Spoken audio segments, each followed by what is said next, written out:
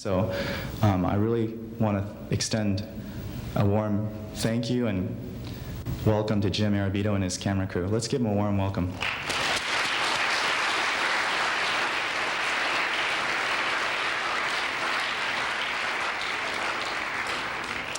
Saludos, estimados jóvenes universitarios. Vivo en esta colina ya por 21 años. Ya soy como el viejito de la montaña. He visto venir e irse a los administradores y rectores de esta universidad, así como a los estudiantes crecer, casarse y tener hijos. Yo mismo tengo uno de 20 años. Confieso que de aquellos años estudiantiles a este día, me han salido canas en las sienes y me han aparecido arrugas alrededor de los ojos. Cuando yo era joven pensaba que viviría siempre, pero me doy cuenta de que me estoy muriendo a diario. El tiempo pasa muy pronto. Yo era muy tímido cuando estudiaba en esta universidad. Vivía en el pueblo porque no todos cabíamos en los dormitorios. Habíamos como 2.600 estudiantes en ese entonces, comparado con el cuerpo de estudiantes de hoy. No teníamos los dormitorios nuevos. En los dormitorios antiguos se pusieron 4 estudiantes o hasta 6 estudiantes por cuarto. Así yo provengo de aquellos tiempos. Tomé un curso de arte comercial y mi profesor dictó una magnífica clase sobre el arte que jamás se haya dictado. En dicha clase se estudió la historia del arte abordando el asunto del simbolismo religioso a través de los siglos. Si ustedes hubieran estado aquí a fines de la década 1960, hubieran asistido a una clase similar a lo que les presentaré ahora.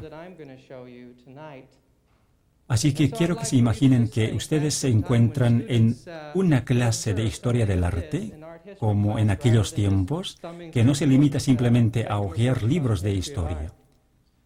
Estoy muy convencido del tema que voy a presentarles. Una de las razones es que en los últimos 20 años he observado cómo el mundo se ha infiltrado más y más en nuestro medio. Esto me hace sentir que la venida de Cristo está más cercana que nunca, lo cual me causa cierta preocupación. Me gustaría que surgiera un movimiento genuino entre la juventud de hoy. Siempre se ha dicho que los jóvenes son la esperanza del futuro. Por eso estoy a la expectativa de que ocurra algo en medio de ellos. Cada año, a fines de octubre, los cristianos somos tentados para disfrutar de la fiesta de todos los santos. Pero pocos conocemos realmente la historia y el origen de esta fiesta. Es acerca de esto que quiero hablarles en esta ocasión, para que nos demos cuenta de por qué el mundo está en la condición en que se halla hoy. Será pues un estudio importante. En las vísperas de esta fiesta se ven cosas muy interesantes en las tiendas. Por ejemplo, las calabazas sonrientes. En la noche del 31 de octubre se ven miles y miles de personas, no solo niños, sino también gente adulta que salen por las calles de las ciudades como Chicago, Nueva York y otras. Esta fiesta llamada Halloween en inglés ha dejado de ser limitada solo para los niños y se ha tornado más bien en una fiesta de los adultos. Por su parte, las brujas realizan sus reuniones en los parques principales. Es interesante que aquello que se solía hacer en lo oculto ahora se hace abiertamente. El Halloween se conoce hoy como el Día de las Brujas. Ese es el nombre que se le daba en la Escocia medieval. En ese día solían quemarse los gatos negros que se podían hallar, creyéndose que las brujas se convertían en gatos, pero hoy nadie quema más a las brujas, así que ellas hacen ostentación de gala abiertamente. Tengo un recorte del periódico Oakland Tribune de hace años donde se publicó que las brujas saldrían en botes en el 1 de noviembre para celebrar el Halloween. Sus botes tendrían la forma de dragón y ellas estarían disfrazadas de fantasmas para deleitar al público. Como les explicaré, esta fiesta tiene raíces en el antiguo culto a los muertos y actualmente se ha convertido en uno de los feriados más grandes del año. Previo a este día, las tiendas venden toda suerte de dulces y materiales para que los niños vayan esa noche de puerta en puerta diciendo trick or treat, treta o dulce, y si no reciben dulce, entonces supuestamente cometen treta. Me alegro por lo que no ocurren muchas tretas, pero dulces los hay en abundancia.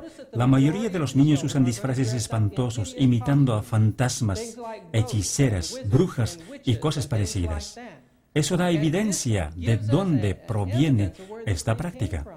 Hubo un tiempo cuando la gente creía firmemente en la inmortalidad del alma y todas las actividades giraban en torno a esa enseñanza. Como evidencia está un antiguo sarcófago o tumba romano, probablemente de familia rica, en el Museo Arqueológico de Roma. Tomen nota del simbolismo involucrado. Se ve una deidad cargando a un niño en su espalda.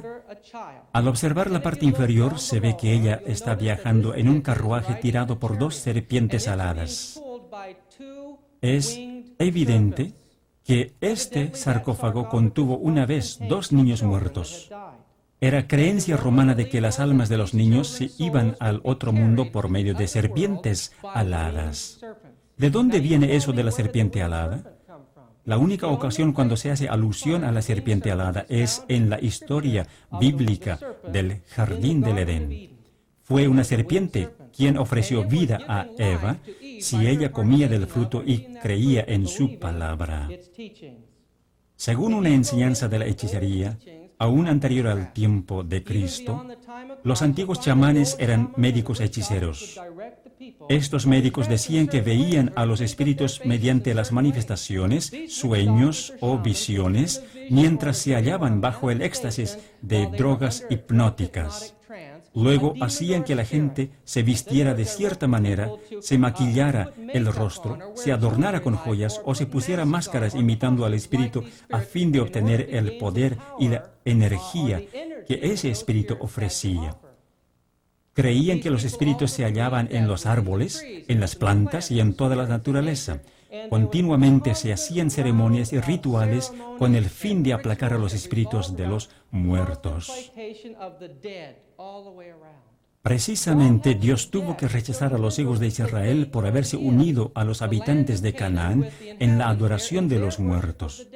Habían llegado inclusive al extremo de pasar por fuego a sus propios hijos e hijas como sacrificios humanos ofrecidos al dios Moloch. Era una parte esencial del antiguo culto astrológico revestir al sol con la energía de la carne humana para que se aproximara de nuevo al comienzo del nuevo año. Así que cuando el sol iba disminuyendo de tamaño, los sacrificios humanos estaban a la orden del día. Ocurría también lo contrario. Creían que ellos debían comer a Dios para revestirse internamente con el poder divino. A veces pensamos que el canibalismo no es otra cosa sino una forma degenerada de la sociedad en la cual se come a la persona. Pero no es así. Los caníbales primitivos se guiaban por las prácticas del culto de la antigüedad. Del cuerpo de la persona muerta comían solo las partes que les darían el poder y la energía espirituales. Comían también partes de los animales o personas sacrificadas a manera de aplacar a los dioses de la naturaleza. Porque según ellos, no adoraban a un Dios bueno, sino que estaban constantemente aplacando a un Dios que podría destruirles. Así, en algunas sociedades del mundo, el ser humano se ha comunicado con los dioses por medio del sacrificio y el comer del cuerpo. En Atenas, una de las ceremonias más importantes se llevaba a cabo en Acrópolis. Una vez al año se hacía un sacrificio sagrado y se comía todo un toro. Ocurría que un hombre joven, llevando un mazo ceremonial, guiaba a 3 toros hacia el altar. Allí estaban puestos 3 bollos redondos que representaban el poder sobrenatural del sol o las fuerzas de la naturaleza. Los toros, uno por uno, se acercaban al altar y comían los bollos. Justo en ese momento sentían el golpe del mazo en la frente y caían al suelo sin sentido. De inmediato se les desollaba a los toros y la gente arrancaba pedazos de la carne de los toros, mientras estos se estremecían aún con vida. Al ingerir la carne y la sangre frescas de los toros, ellos creían que estaban recibiendo el poder fertilizador del Dios de la naturaleza dentro de sí, y que transferían a ellos los bollos que se hallaban en los animales. Parece ridículo, ¿no es verdad? Pero la meta en el ocultismo siempre ha sido la de obtener las fuerzas de la naturaleza o el poder del Dios dentro de uno mismo para llegar a ser un medium. Todo giraba en torno del culto a los muertos, porque se creía que aún Dios mismo era un ser que había estado muerto y ascendido después. En Babilonia, el mundo de los muertos estaba regido por una mujer llamada Lilith. Ella era diosa de la noche. Se la representaba junto a dos búhos que simbolizaban los espíritus de los muertos. Las alas que ella tenía indicaban que ella representaba también los espíritus de los muertos. Así que la mujer en el mundo antiguo no solo representaba lo malo, sino que también representaba al Dios de los muertos como al Dios de la vida. En el ocultismo, la mujer simbolizaba a la autora de la Madre del Sol o la Reina del Cielo. Esta era una de las razones por qué lo más valioso para una ofrenda a los dioses era una muchacha virgen. Por ejemplo, en Egipto se ofrecía una mujer joven como un sacrificio humano al río Nilo. ¿Y qué acerca de la deidad con cuernos que se ve en este tiempo de Halloween? Pues la Biblia no habla de un diablo con cuernos. ¿Acaso habla? No, no habla. Lo cierto es que se creía que el sol era el fertilizador del toro. Así que el dios Sol, el creador del mundo oculto, era concebido como un dios con cuernos. El toro que cubría las vacas era venerado como el símbolo del creador porque se creía que procedía de él una gran fuerza de vida. Otro símbolo importante en el ocultismo era la mano. Probablemente muchos habrán visto este símbolo. Es la señal de los 3 dedos extendidos, el símbolo del dios del sol y de las fuerzas de la naturaleza. Estas cosas han trascendido los tiempos y juegan un papel importante hoy. Los antiguos dioses paganos eran representados como poseyendo el poder del sol y mostraban ese poder mediante el cayado en la mano, el cayado pastoral o el rayo, indicando que con eso ellos controlaban las fuerzas de la naturaleza. Esa costumbre permanece hasta hoy. En los templos paganos, los sacerdotes estudiaban a fondo las prácticas del ocultismo. Practicaban ritos difíciles para embotar la mente a fin de que las fuerzas espirituales tomasen el control. En el rito de la iniciación se le colocaba al sacerdote en un sarcófago real en medio de una pirámide. Se creía que ahí ocurría la concentración de la energía, que el alma se separaba del cuerpo y salía por la punta de la pirámide para hacer contacto con las estrellas, o sea, con los espíritus de los muertos, a fin de purificarse y luego volver al cuerpo. Así, el cuerpo de la unión de la muerte con el mundo espiritual y el renacimiento ocurre una y otra vez en el mundo del ocultismo. Luego, dicho sacerdote se convertía en el medium entre la gente y las fuerzas invisibles de la muerte. Esta fue la base de toda religión del ocultismo y de la superchería que se desarrolló después en el mundo. Cuando ese sacerdote que había estado en contacto con el mundo espiritual moría, o a veces estando en vida, se enterraba un pedazo de su cuerpo y sobre eso se construía un templete. Entre los budistas, en las Himalayas y las montañas de India y Pakistán, se encuentran dichos templetes a lo largo de los caminos llamados mezquitas. Esos templetes se hallan en varias partes del mundo. Inclusive, hay sacerdotes que actualmente viven en esos templos cuyo pedazo de su cuerpo está incrustado en el altar. Más adelante voy a hablar más de esto. En otra situación, el culto a los muertos en el mundo de los celtas estaba bajo el control de un grupo de sacerdotes llamados druidas u hombres del roble. Ellos adoraban a un dios monoteístico, pero creían que ese dios tenía 2 formas. El primero era el dios hijo llamado Hu, quien estaba asociado con una diosa llamada Sherdwin. Estos sacerdotes druidas tenían mucho poder. Además, eran muy inteligentes. Tenían universidades y colegios por todas las islas británicas. De estas escuelas surgían poetas, historiadores y grandes educadores, quienes mantenían a la gente bajo su control. El sacerdote druida dibujado en un cuadro tiene en el pecho un pectoral del juicio y en la cabeza una tiara con formas de los rayos solares. That projector, I'd certainly appreciate. No, that won't focus it. It's up on the top. There you go. If you'll notice on top of his head, he wears a tiara. Thank you. That tiara represented the sun. It was made of rays of the sun. These men La gente creía que su druida máximo era en realidad el papa de ellos, un rey sacerdote que reinaba como el papa romano, pero en el mundo celta. Los celtas se hallaban establecidos desde Mongolia por todo el mundo hasta Grecia e inclusive abarcando el norte de Europa. Estaban concentrados en las islas británicas, de manera que el druidismo estaba muy entrelazado con las naciones del mundo. De sus 4 festividades por año, el festival más importante era dedicado al dios Samaín. Este era el señor de los mundos inferiores o de los muertos y las almas. Sus sacerdotes eran personajes interesantes. Sus guerreros peleaban contra los romanos y capturaban sus prisioneros. A cierto tiempo del año, ellos tomaban dichos prisioneros y los quemaban en fogatas a estos pobres esclavos de los romanos. Esto ocurría generalmente en el tiempo del año que es el 1 de noviembre, y para ellos este día comenzaba al atardecer. A esa hora, todos los druidas o los celtas apagaban sus fogones, dejando en oscuridad el mundo celta. Luego iban a los cerros y allí encendían grandes fogatas. Esas fogatas eran para sacrificar a los seres humanos y a los animales, a fin de crear un fuego eterno y santificador por medio del aplacamiento de los dioses y de la unión del alma y el fuego ascendiendo a los cielos. La palabra bonfire, en inglés, que quiere decir fogata, viene de bone fire, o sea, quemar huesos. Así pues, la próxima vez que enciendan una fogata, piensen en eso.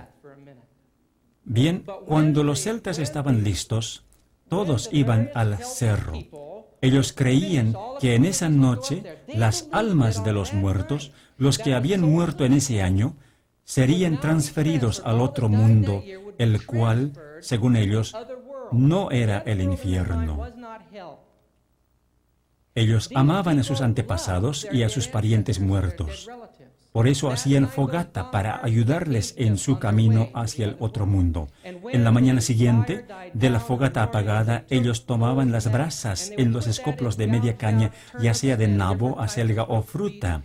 Luego llevaban esas brasas hasta sus fogones y los prendían para el siguiente año. Así era el Año Nuevo celta. En esa noche también estaban los espíritus malos, quienes eran temidos, así que se colocaba comida para esos espíritus a fin de evitar hechizos.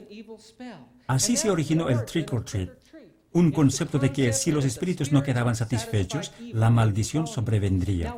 Cuando los misioneros evangelizados por los apóstoles se pusieron en contacto con el druidismo y la religión celta, se ganó una gran victoria porque las nuevas del Evangelio se esparcieron por toda la sociedad celta. Se fundaron prestigiosas escuelas en las islas de Gran Bretaña. En esas escuelas principalmente se enseñaban las lenguas bíblicas. Eran 18 años de estudio. Cuando se graduaban, ellos salían como misioneros, conociendo el hebreo, el griego y el latín.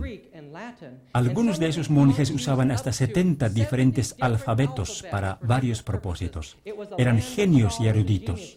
Fueron ellos quienes prácticamente hicieron desaparecer al druidismo y su influencia, aunque todavía quedaba ahí el centro del paganismo celta. Fue desde la isla de Iona, mencionada en el conflicto de los siglos, que el conocimiento del sábado y la verdad de Cristo se impartió por 625 años a las naciones de Europa. Esta religión primitiva cambió el mundo celta completamente, y Dios levantó un campeón de la verdad justo cuando la Iglesia romana y los anglosajones procuraban destruirles. Y es más, la torre de Glastonbury en Wales es todo lo que quedó del castillo del rey Arturo. Dios había levantado una tribu contra el rey Arturo y ésta venció a los anglosajones en 12 batallas. Durante el tiempo cuando esta tribu defendió a la iglesia celta que guardaba el sábado, esta vivió su mejor tiempo de crecimiento. Se hallaron manuscritos, los cuales muestran la gran cultura que se desarrolló entre los celtas debido al estudio de la Biblia. El primero es un libro llamado el Evangelio de Lindisfarne, hallado en una de las islas sagradas de la costa del Nuevo Castillo. Es uno de los manuscritos más bellamente ornamentados que el ser humano jamás haya visto. Otro manuscrito hallado se llama el Libro de los Celtas, escrito en la isla de Iona. Hoy se encuentra de muestra en la Universidad Trinity de Dublín. Este otro libro es uno de los más bellos manuscritos que manos humanas jamás hayan producido. Fue escrito en la antigua versión italiana de la cual proviene la versión King James de la Biblia. Ahora veamos qué tanto se extendieron los celtas. Ellos avanzaron desde las islas de Gran Bretaña hacia el sur, cubriendo todo el continente europeo. En los siglos VI y VII, los misioneros de Irlanda y Wales bajaron y atravesaron toda Europa. Ellos fundaron universidades y colegios. Cada rama de ciencia conocida en esos días se hallaba en sus bibliotecas. Los hombres más inteligentes de Europa se educaron en esas escuelas. Fueron los celtas quienes reinstauraron la civilización en Europa, donde había cundido el barbarismo.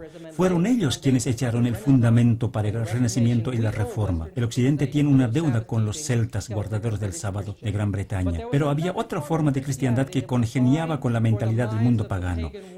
Esta se había originado alrededor del Mediterráneo, especialmente en Alejandría y Roma. Era la unión del paganismo con el cristianismo. Esto causó una completa tergiversación del Evangelio para los pueblos. Enseñaba que los hombres podían convertirse en representantes del Dios en la tierra al convertirse en sacerdotes y al haber participado de la supuesta iniciación sobrenatural. Y de las filas de esta forma de gnosticismo, conocido después como catolicismo, se levantaron hombres que pretendieron ser dioses en la tierra. Noten la siguiente cita del libro de Alfonso de Ligorio. El poder del sacerdote es el poder de un ser divino, ya que la transubstanciación del pan requiere tanto poder como la creación del mundo. De esta suerte, el sacerdote puede ser llamado el creador de su creador.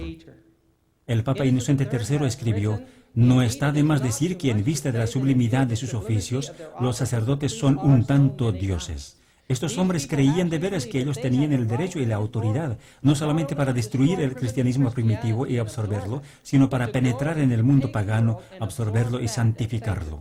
Noten lo que el arzobispo de Mainz dice: el Señor nuestro Dios no reina más. Él ha renunciado todo poder y toda autoridad en favor del Papa. ¡Qué blasfemia! El Papa León XIII también dice: nosotros ocupamos en la tierra el lugar del Dios Altísimo. De seguro Él va a responder de esto en el día del juicio. En el Quinto Concilio Lateranense, Christopher Marcellus dijo, dirigiéndose al Papa: pues tú eres el pastor, tú eres el médico, tú eres el director, tú eres el labrador, en fin, tú eres el otro Dios en la tierra. Pasmosa ceguera de la Edad Media. ¿Saben cómo ganaron a los celtas? En el año 601 después de Cristo, el Papa Gregorio I les instruyó a los misioneros de la Iglesia Católica que no debían destruir más las cosas paganas. Si los paganos adoraban ídolos o árboles, entonces los monjes católicos debían santificarlos en el nombre de Cristo, usarlos y absorberlos en favor de la Iglesia. De esta manera muchos dioses paganos fueron santificados y hoy se les adora como santos de la Iglesia y muchos ritos paganos han penetrado en la Iglesia. Tomen nota de esta cita proveniente del año 1667. Permitieron a los cristianos prosélitos cometer idolatría bajo una evasión sutil, aconsejándoles que escondieran bajo sus ropas una imagen de Jesucristo, a la cual, según les enseñaban, dirigiesen por una reservación mental en sus cultos públicos que se rendían a los ídolos. Así que esa gente todavía era pagana, usando solo el nombre de Cristo. La siguiente cita habla sobre un método que la Iglesia romana ha empleado para vencer a sus enemigos en su última fase: hacer una alianza con Él, caracterizado por unirse a Él y en circunstancias especiales guiarle. Las intenciones de su aparente entrega son para aflojarle el paso, capturar y paralizar al enemigo. Por su parte, Elena G. de White dice al respecto: forma parte de su política asumir el carácter que le permita realizar mejor sus fines. Eso es exactamente lo que pasó cuando la Iglesia se puso en contacto con el ocultismo. Los historiadores, incluyendo los historiadores católicos, concuerdan en señalar que el papado es el evangelio transubstanciado en la sangre y cuerpo del paganismo. Las grandes catedrales del mundo han sido construidas según el modelo de los templos paganos de la antigüedad. Si se entra a la parte inferior de esos edificios, como yo lo hice, se ven huesos de los muertos. Se ven también tumbas, porque el romanismo no es otro sino la continuación del culto a los demonios. Demonio es la antigua palabra para el muerto. En la parte superior de las iglesias, el cobertizo no se consagra sino hasta que se deposita un pedazo del cuerpo, ropa o reliquia de un santo o de una persona muerta. De manera que, aún la adoración dirigida al cielo, en realidad se hace a los muertos.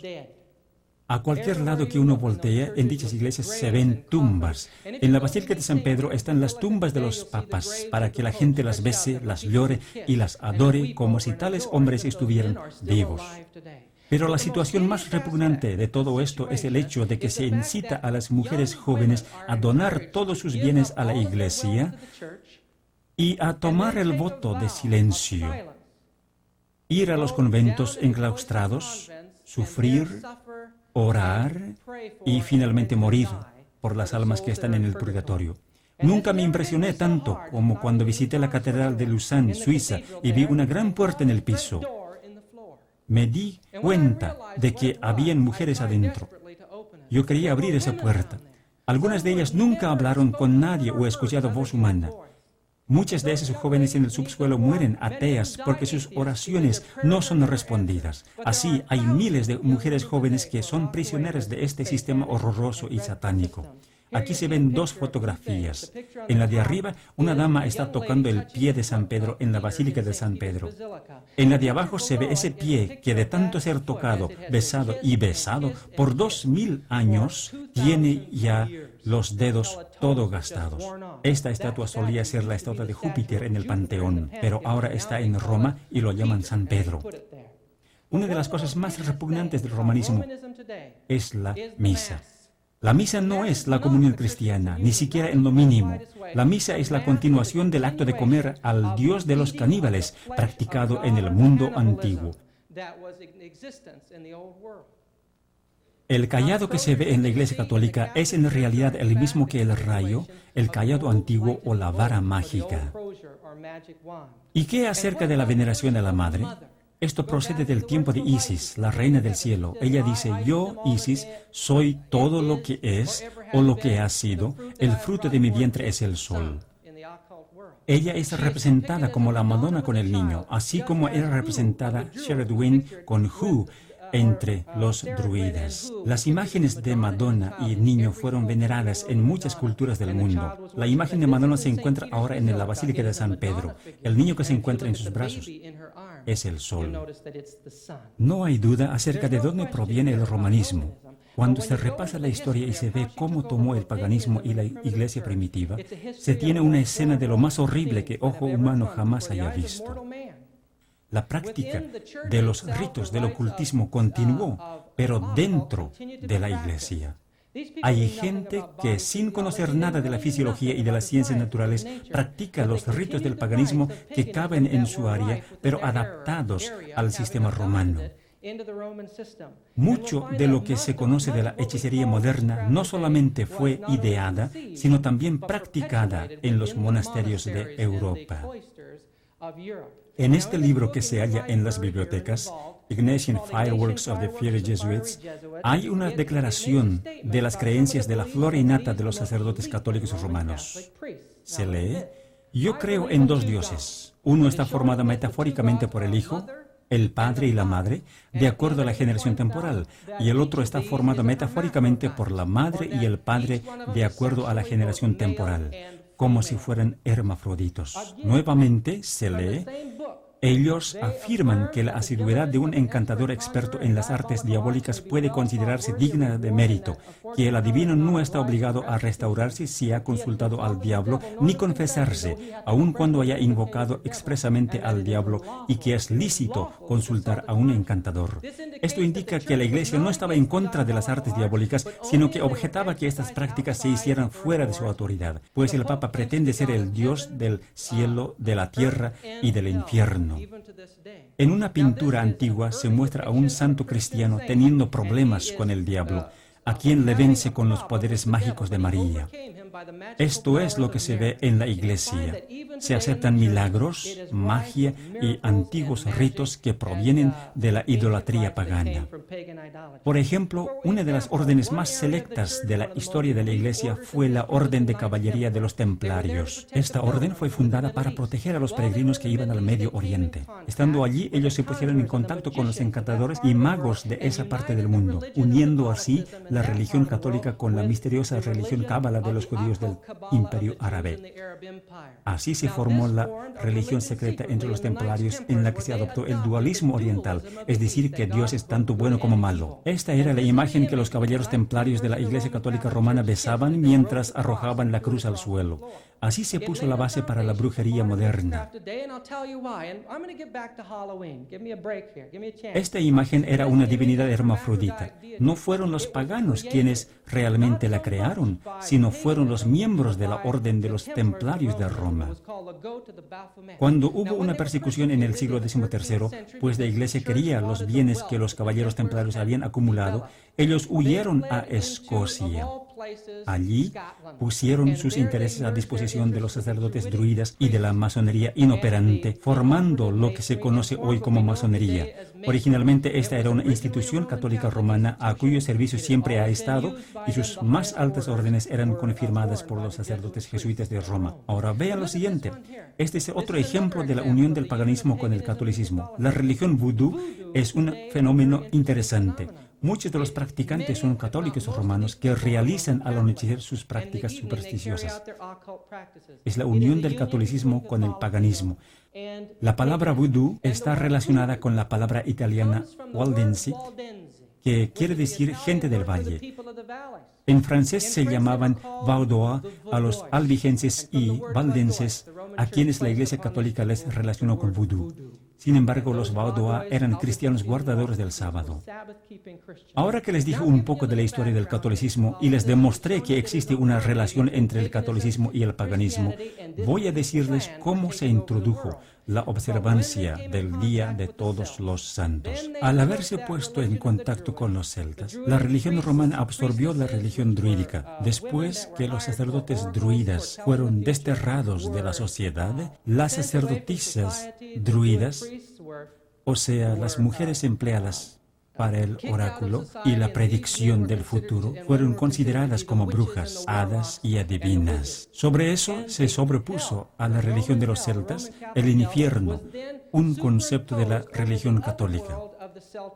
La idea de los espíritus de la naturaleza no fue rechazada por la Iglesia romana, sino apenas rebajada a nivel de las fábulas y duendes del sistema celta. ¿Y qué acerca de los parientes muertos, el culto a los antecesores y los santos? La Iglesia romana quiso eliminar el culto a Samaín, que se realizaba en el 1 de noviembre. Así que lo transformó en un día de feriado dedicado a los santos. De ahí proviene el Día de Todos los Santos o el Halloween, un día santificado en el sistema católico. Se espera que en ese día los católicos honren a todos los muertos, o sea, los santos que han ido al cielo, y hagan oraciones a ellos. Pero el vulgo celta no estaba contento con eso. Ellos querían algo cercano a su antigua religión, así que la Iglesia, a fin de absorber la religión celta, creó otro día de feriado y lo llamó Día de las Almas. En ese día la gente debía orar por las almas de los que estaban en el infierno. Esto permitió a la Iglesia recaudar más dinero, ya que, aparte de la venta de las indulgencias, cobraba también por los sacramentos. Además, la gente tenía que preparar regalos para los sacerdotes que recorrerían las calles en la víspera del Día de Todos los Santos o en la noche de Halloween. Tenía que darles regalos y dinero a fin de comprarles las oraciones en beneficio de sus parientes y sus amigos muertos que estaban en el purgatorio. El poder de la Iglesia romana se hallaba en el concepto del infierno, en el cual solo los sacerdotes podían ministrar. El prender las velas o las lámparas está relacionado con el espíritu de los muertos. Como ejemplo, he aquí la historia de cómo se originó el fuego fatuo o la lámpara de calabaza. Había una vez un hombre llamado Jack que había hecho un pacto para ser el maestro de los maestros del arte de la herrería, según la historia católica romana. A causa de su orgullo, Jesús y Pedro vinieron a visitarle y disuadirle de su pacto, pero él no les prestó atención. Así que Pedro le dio de escoger uno de 3 deseos, esperando que escogiera el más acertado. Sin embargo, dijo, si yo convierto a una persona en árbol, yo quiero que él se quede así. Si lo convierto en una silla, quiero que se quede así. Y si lo convierto en mi bolso, quiero que permanezca así. Cuando el diablo regresó después de 7 años por su alma, tal como había sido pactado, Jack se dio la maña de convertirlo en árbol, después en silla y luego en su bolso. Jack solo le dejó ir después de recibir la promesa de que obtendría otros 7 años. Esto ocurrió 3 veces hasta que el diablo tuvo mucho miedo y se regresó al infierno.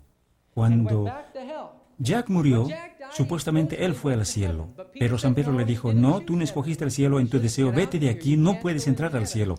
Así que Jack se fue al otro lugar. Cuando el diablo le vio venir, él tuvo miedo de Jack. Así que ordenó a sus demonios que cerrasen todas las puertas del infierno para evitar que Jack entrase. Jack estaba mascando un nabo en ese entonces, una planta muy común de la época. Antes de retirarse, él tomó del infierno una cucharada de brasas. Algunos dicen que fue el diablo quien le arrojó a Jack con un carbón, pero no se sabe lo cierto. Así, Jack puso las brasas en el nabo y se lo llevó consigo, yendo errante por el mundo con el fuego fatuo. En los Estados Unidos se usa la calabaza en vez de nabo, pero lo cierto es que ese fuego fatuo, o sea, la lámpara de la calabaza sonriente, es símbolo del antiguo culto a los muertos. Ahora, ¿de dónde provienen las brujas? Esto es muy interesante.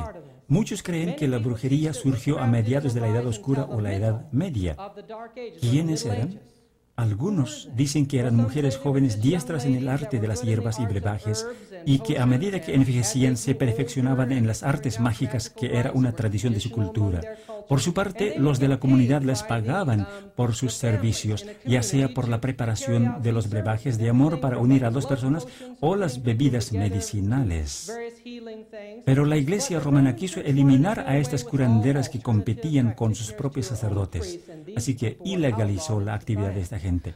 Con todo, el aura de la brujería duró en Europa por muchos años, pero en el siglo XIII, con el establecimiento de la Inquisición, algo más pasó. Por ese tiempo, el pueblo de Dios, los que guardaban el sábado, los que santificaban a Cristo como el único mediador entre Dios y los hombres, los que aceptaban la Biblia entera, se estaban esparciendo por toda Europa tan rápidamente que no se les pudo detener. Fue en ese tiempo que la Inquisición se estableció y ocurrieron cosas horribles. Los que amaban la palabra de Dios, los que se habían separado de la sociedad a fin de adorar a Dios, los que creían que la Biblia era la regla de sus vidas, fueron marcados como brujos, adivinos y hechiceros y adoradores de Satanás. Y debido a que se reunían en las cuevas, en los barrancos o en las montañas, se les juzgó de estar realizando sábados de brujería. De manera que en la obra de destrucción de la iglesia primitiva en el sur de Francia se llevó a cabo una obra de tortura sistemática para sacarles la confesión y para hacerles creer que ellos realmente creían en esas cosas. Todo eso quedó registrado en la historia. La Inquisición fue una terrible máquina del lavado cerebral, no solo para los que sufrían la tortura, sino también para la gente de afuera, por dejar una influencia negativa en la Edad Media. De esa manera se quiso hacer creer que los creyentes en la Biblia sacrificaban sus propios hijos y realizaban horribles ritos delante del diablo. Este cuadro muestra la escena de una cueva donde los soldados del Papa, bajo el duque de Savoy, entran para destruir un servicio de culto de los creyentes de la Biblia. Pero el registro más terrible de todos es lo siguiente. En una hermosa ciudad en el sur de Francia llamada Albi, vivían los que se conocen como albigenses. Ellos fueron el objeto de las grandes cruzadas de la Iglesia Católica. Fue cerca de la ciudad de Béziers, al sur de Francia, donde 1 millón de albigenses fueron destruidos. Algunos escaparon, otros resistieron y aguantaron hasta el último en Montségur, al sur de Toulouse, hasta que el último de ellos fue capturado por los soldados del Papa y torturado hasta la muerte. Esta fue la suerte del pueblo de Dios. Y esta es la historia que Dios quiere que sepamos, porque vamos a vivir una historia similar en el próximo futuro. El ocultismo de hoy es un híbrido producto del catolicismo romano, la madre de las rameras y de las abominaciones de la tierra. Hay miles y miles que están adheriéndose al ocultismo hoy. No conocen a Jesús, no saben acerca de la virtud de vivir una vida plena y feliz. Por eso están buscando la satisfacción espiritual en el ocultismo. Muchos niños crecen solo para sangrar o para ser usados como sacrificios humanos. Algunos son forzados a comer la carne de sus compañeros de juego, muertos por la fuerza. Poco nos imaginamos de lo que está ocurriendo a ocultas. Cerca de 4 millones de niños desaparecen cada año en los Estados Unidos, muchos para ser sacrificados.